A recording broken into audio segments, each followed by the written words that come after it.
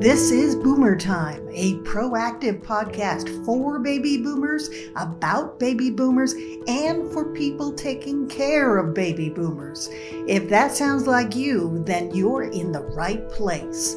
I'm Nancy Kogar, an elder law attorney and aging advocate, and this podcast was made just for you. Remember, though, the things we discuss here are not intended to be legal advice, and no attorney-client relationship is established by this podcast.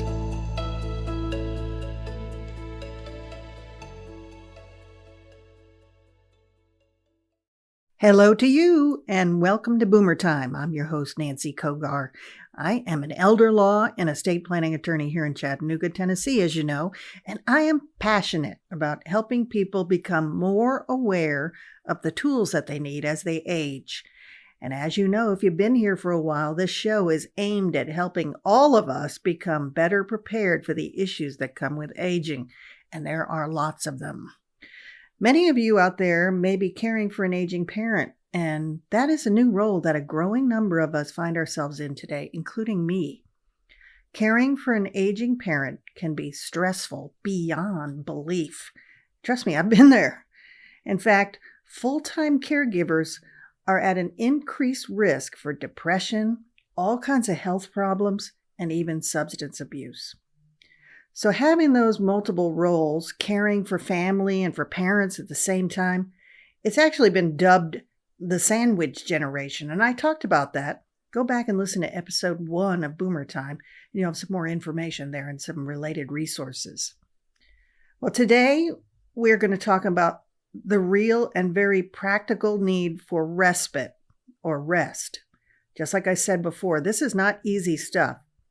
These days, we have an all-out, full-steam, cram as much as you can into a day attitude, even expectations on them. I know that. And you just can't sustain that kind of pace. Even a trained thoroughbred racehorse can stampede down a track at a certain pace, but it would be absolutely impossible to sustain that kind of gallop for a long distance. And we're the same way. If you have multiple roles going on in your life, work, being a parent, being a spouse, being a caregiver, then you're in the right place. You need to take some time today, and I hope you have some important takeaways in this episode that can help you carve out time in your schedule for rest, restoration, quiet, and even just some plain old fun, giggle time. This includes me too. I got to be honest with you that this has been a very difficult week for me. We had a new cancer diagnosis in our family. And, this is going to require a response, of course, including and not limited to an expected surgery coming up, recovery, and then some radiation and chemotherapy, which we're not sure of the extent of yet. So that's never easy, and it won't be easy in this circumstance. And it definitely requires planning, which is underway now. It will also require respite for myself as caregiver. These consequences of not finding, this quiet time, this respite time, they're serious. They can lead to, you've heard it before, caregiver burnout. And as I've already said, your own health problems and even depression. So we're going to talk more today about what burnout really looks like today and how you can avoid it.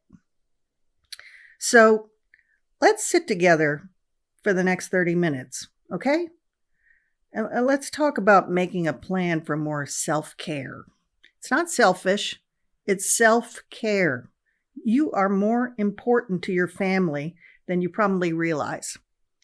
And you can't do anything unless you take care of yourself. That requires protection of you and your mind and your body and your spirit. So more on what it means to incorporate regular respite into your busy schedule and the importance of that in avoiding burnout. So we're going to take a quick break, and when we come back, we'll talk more about that.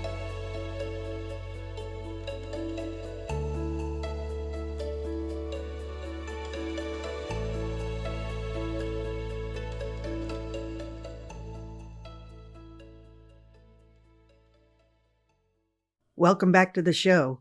This is Nancy Kogar, and you are listening to Boomer Time. Today, we are talking about the importance of rest, respite, quiet, relaxation, meditation, sleep, call it what you want, but it is essential for all of us. You probably find yourself busier and busier trying to fit more things on your calendar. Maybe you're even adding a self-help class to figure out how to put more things on your calendar and gain back your time. Trust me, I've been there. I've taken that class. Even if we cram more stuff on our calendar, there is always going to be some to-dos that just don't make it on the list. That's life, right? Well, I'm here to tell you today that we are not designed for a 24/7 nonstop lifestyle.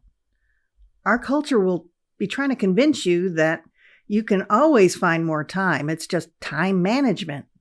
Maybe some of you work 5 to 6 days a week and spend the other 2 days running around trying to get ready for the next 5 to 6 days. That's not enough. We need more specific rest time. Hey, even God rested on the seventh day after creating the world. And Jesus walked with all of us here on planet Earth, but still needed and even cherished a break from his followers. He took time away, whether it was on the other side of Lake Galilee or in the garden praying and talking with his Father. There's peace and quiet in that prayerful meditation.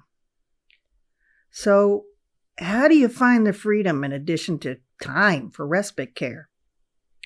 Well, in some cases, family, friends, or even volunteers can step in to help you find respite care. There are also professionals right here in your hometown who offer these services.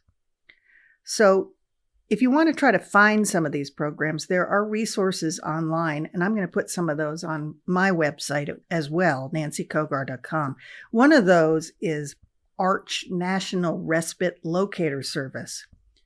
And they've got a search tool there that can help you look for local respite services. You know, and that costs money, of course, but if you can find someone in your family, a relative, a friend, or a volunteer, you may have no costs. Professional services, like I've mentioned, charge by the hour or by the number of days or the weeks that the services are provided. But here's something else that's important to know and often overlooked, and that's hospice care. Did you know that for a person receiving hospice care, Medicare will cover most of it for up to 5 consecutive days of respite care, either in a hospital or a skilled nursing facility. And Medicaid may also provide payment assistance. Hospice care, I got to tell you, is really overlooked, and it is wonderful. They have social workers that help the family. They have nurses. They have physicians that provide the medication. They'll come in and bathe your family members, help you with changing sheets, help you with the care. They're just wonderful. And I've even had help with them when my father was passing away. And I'm so grateful for that help. So don't overlook that. And most private health insurance plans, don't cover the cost of respite care. Some long-term care insurance plans may, but most people don't have that.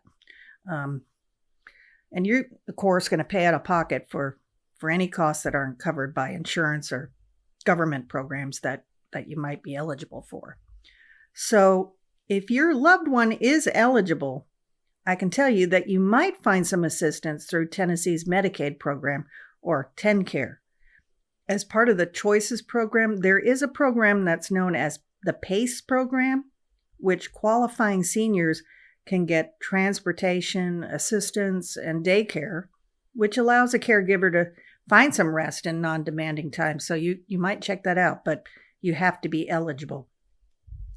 So resources are available for you to help find support with that respite care. You just have to look for it, okay? Maybe someone could step in and offer assistance to you as a caregiver so that you can find that rest and time out. And as I said, I've got some of those resources right on my website for you, nancykogar.com. So check it out. So, hey, are you listening and you're not a primary caregiver today? How can you maybe help a friend or family member or, someone that you know that may really be struggling? Well, a primary caregiver is the person who takes on most of the everyday responsibilities of caring for someone else. So, there's some simple things you could do that you might be able to lighten the load on that person by providing maybe some occasional respite care. You know, even a spouse may be hesitant to ask for a break from the other spouse. So ask, okay? And here are some ways that you can help them get the rest they need. Maybe offer to stay with the older person for an afternoon once a week, right?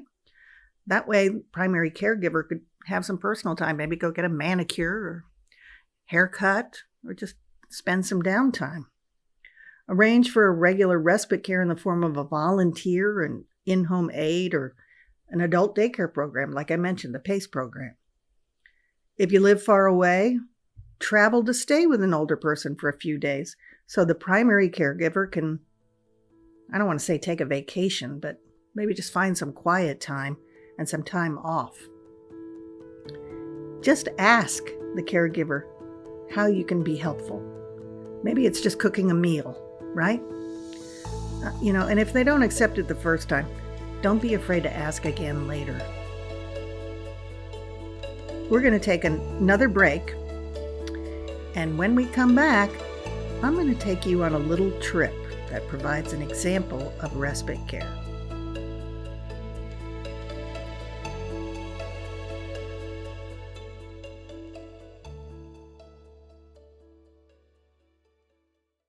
So as I'm talking about all this today, it sounds easy, doesn't it? Like, why are we making this so complicated? Well, that's because it's complicated. There really is an issue with burnout with caregivers, especially caregivers caring for their own family members, because they don't take breaks. They don't ask for support because they feel guilty. And that's the point. You can't ignore your own health. But there was a study that was done by Aging and Mental Health, and they asked, if you're a caregiver for an aging loved one, what are your biggest concerns regarding their well-being? The reason why they wouldn't take a break. They want to keep them safe at home. They want to make sure that they comply with their medical directives and instructions. I want to make sure they're not lonely or depressed. I want to make sure that they're managing the financial strain that comes with the illness. And they're just not yet ready, or maybe don't have the money for a nursing home or an assisted living facility. Those are pretty real concerns, right? I mean, I hear my clients talk about that all the time. So where do you start? Where do you start? I've given you a couple resources, but how do you find what you need? First step, is do your homework. Reach out and look at what kind of in-home care providers or daycare centers, facilities are in your area, and find out more about temporary or even extended service options. You may not need it now, but you know what? You might need it later. So it's better to have that information now. You may need it, right? And when you talk with those people, be prepared with questions. Ask how much it costs. Ask whether your insurance can cover any of it. Ask who would be providing the care to your loved ones. What would it look like? What wouldn't they do? What would they do? I mean, those are important questions. Some of the things they could do, they could do light personal care, as I mentioned, bathing, grooming. They could spend time with them, help with that loneliness that may be there. They could prepare meals. They can run errands. They can provide transportation. They can help with nursing and medical care issues. They can help with changing of diapers and other medical equipment, keeping them clean, help with dementia care. They can help with medicine management. And they, in certain circumstances, can even help with participation in the facility activities. So I think those are important questions, because this is not a one size fits all. Also, you might get some personal recommendations. I've given you a couple of those, but maybe get some advice from friends and family members who have experience with either the volunteer or the paid caregivers. That is really helpful because all these places are different and they involve people. So you're not going to get the same person. So you need to know what worked, what didn't work. And then check them out. Go and look and see what they're doing. Ask lots of questions. Ask about their policies and their protocols. What happens if somebody gets sick and doesn't show up? How much is all that going to cost? I think these are really important kinds of exercises for you. And I think it will also help you build more confidence in leaving your loved ones alone and just taking that time to care for yourself. That knowledge is power, as they say. So we're going to take another break. And when we come back, I'm going to take you on a little trip to provide you with one example of respite care. I'll be right back.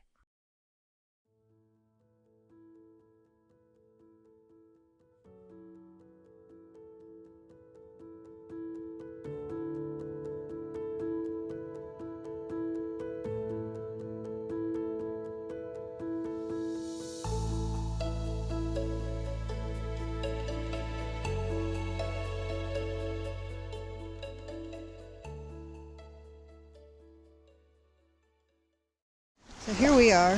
I guess maybe just for a minute, listen to what's behind us, right? Sure.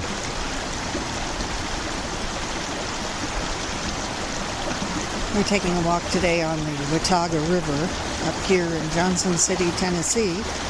And I thought it was important to use this as an opportunity to talk about the importance of respite, not only for caregivers, but really for everyone. You and I find ourselves in that position, don't we? Where we have busy lives caring for my mother and for others in our life. And then we've got our careers and our marriage and trying to make time for each other. It's not always so easy. No, it's not. But it's good to make time for each other and to make time for yourself. Take a little break, have some quiet time, reflection time, and just time alone. Yeah. And we, as a couple, we do that. We try to find even just a weekend where we can get away and just find quiet, find time together to giggle, get some exercise. We're out here walking a trail today, and it really does make a difference. Yeah, just talking, reflecting, having time just to dig a little deeper into our lives. Yeah. And like I was saying earlier, it's hard to find quiet. It's very true. But Jesus did it. Yeah. Well, that's what I said. If he wanted to find quiet and restoration and peace in the garden or in the wilderness, what's to say we don't need that? Yeah. Get in a boat, walk in a park, climb a hill, sit out on a garden area or maybe a park, walk your dog, just spend some time together, but quiet time. And where we are is actually one of the first settlements that was the new settlements of the United States following the original colonies. So this was an area where people faced, there's some noise, a helicopter. Can't escape it all, but but this is an area where people faced persecution and hard strife, and their rights were violated by the British, and wanted to find a place where they could find some peace and freedom and quality of life and future for their families. So this was one of the places here in Tennessee that they selected along this river, which is really a beautiful river. As you can hear, it's moving pretty quick. It kind of wraps around and then connects with the Holston River, right? Yeah, the Holston River feeds into Lake Watauga, which is in Butler, Tennessee, just northwest of here. I think northeast of here, I'm sorry. But anyway, it's moving pretty quick. Obviously, you could get in a raft and move pretty fast down this river. Yeah. But it's still beautiful and peaceful. Yeah. And we live in such a beautiful state. It's important to just take time to enjoy it, I think. A little slightly overcast day today, but the temperature's in the low 50s. And it's a nice day. There's a beautiful trail here Nancy and I are walking on and just enjoying the scenery, the river, the mountain hills around us, the birds.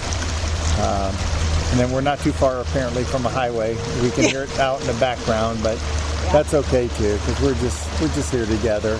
Well, it's a good example of how the world is always encroaching, but we have to make an effort to get away from it. And I can tell you, and I know you agree with this too, but this kind of time really helps me to be a better advocate for other people. Yes. You know, yes. I need that refreshment. I need that quiet time where I'm settling my mind and just having a not only physical rest but mental rest. Yeah, you don't really notice it, but your batteries are recharging. Yeah. And downtime, but still good stuff. Yeah, and it didn't take a lot. No. I just booked a weekend. It took intent. We had to intentionally do this. Yeah. So I'm glad we did. Yes, me too. Welcome back. So what you just heard was some respite that I and my husband got recently. That was the Watauga River. Boy, beautiful place. Just sitting in the kind of the foothills of the Appalachians and up there in Johnson City, and stayed at an old hotel there called the Carnegie Hotel, which is right across the street from ETSU. But beautiful place.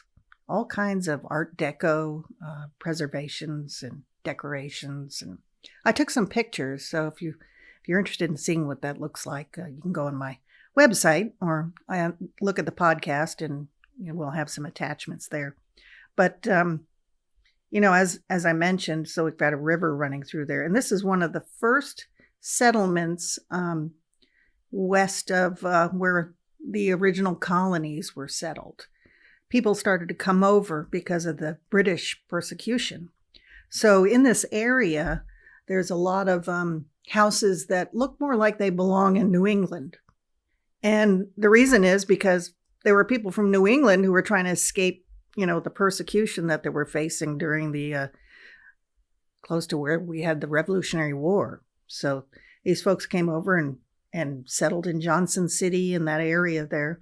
Actually, one of the oldest towns is fairly nearby. It's called Jonesboro, and they've got a storytelling festival there every year, which is really, really fantastic. If you're a Garrison Keillor fan or anything like that, it's worth going to. I enjoyed myself there too.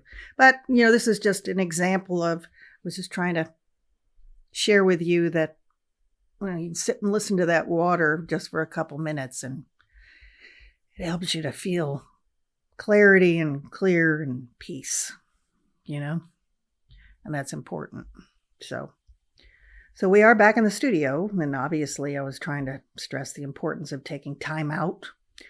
And, you don't have to go anywhere. It can be as simple as spending some time outside in the sunshine. No sun today, but, we got sunny days coming up, and maybe go for a walk or sit outside reading a good book or magazine.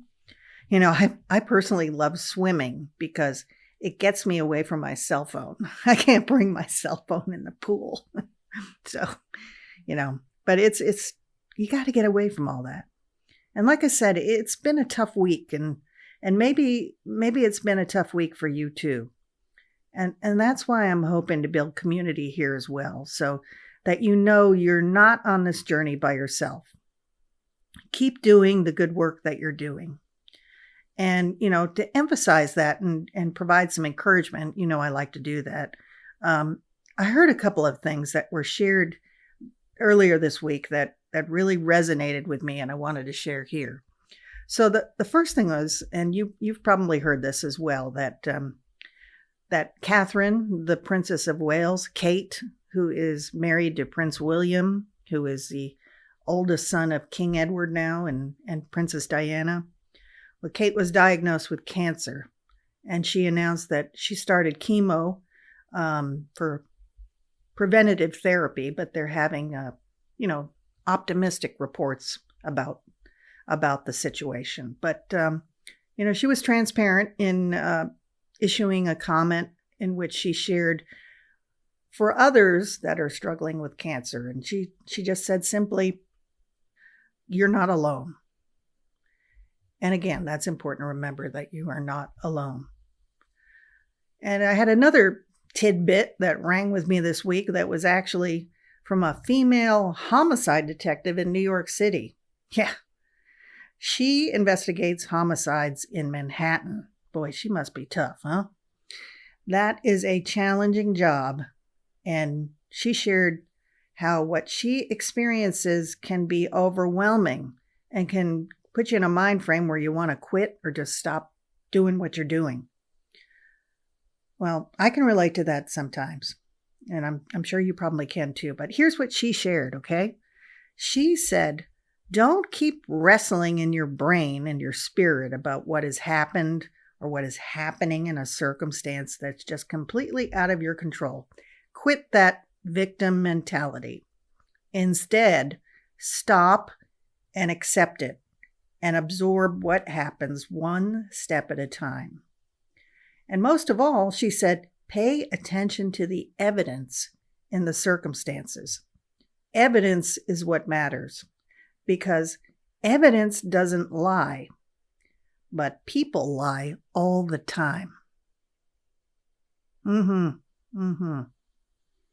Pay attention to what you're doing and just keep doing what you're doing. The evidence will speak for itself.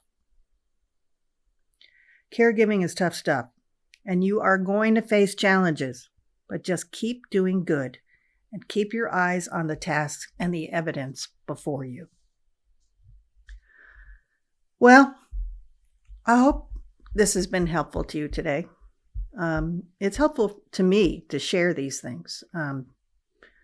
And remember to check out my website, nancykogar.com, because that's where you will find more resources and information related to respite care and support in that. And there are lots of other resources that you will find helpful there too. Hey, if there's a question you have, reach out to me. Ask me a question. Maybe it'll make a good podcast episode.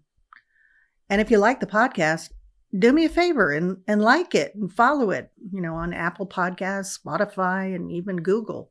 Better yet, share it with a friend.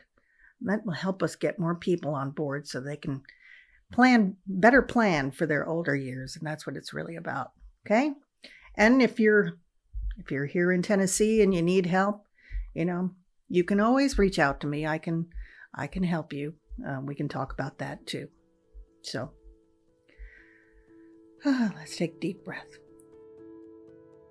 And we were just talking about, wouldn't it be great to just have an episode with deep breathing and relaxing? Yeah, that helps. So, all right. Well, I'm going to wrap this up today, and please keep listening. And I hope to keep getting these resources in your hands. Okay? So this is Nancy Kogar, and I'm saying so long for now. I'll see you next time.